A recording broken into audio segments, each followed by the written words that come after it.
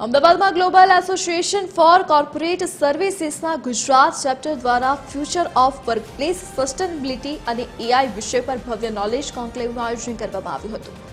આ ખાસ સંમેલનમાં ઉદ્યોગ વ્યવસાયિકો, વ્યવસાયિક નેતાઓ અને અનેક ઇનોવેટર્સ એક સાથે એક મંચ પર એકત્રિત થયા હતા.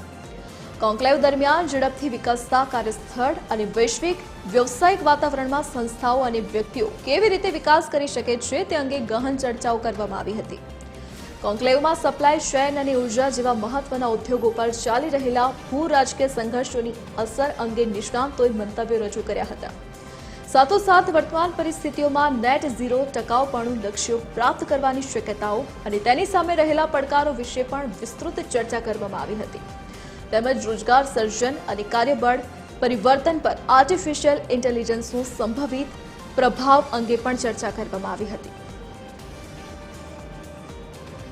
ये एआई जिन लोगों ने एम्ब्रेस कर लिया, एक तो उनकी तनख्वाह बढ़ेगी, उनकी डिमांड बढ़ रही है और आज की तारीख में जो भी एआई एनेबल्ड टैलेंट है उसको जो नॉन एआई एनेबल्ड टैलेंट है उससे कहीं गुना ज़्यादा तनख्वाह भी मिल रही है और उसकी डिमांड भी ज़्यादा है. एआई के आने से मुझे ऐसा लगता है कि इसमें नौकरियों का इजाफा होगा, लोगों की तनख्वाहें बढ़ेंगी, provided they are willing to embrace it.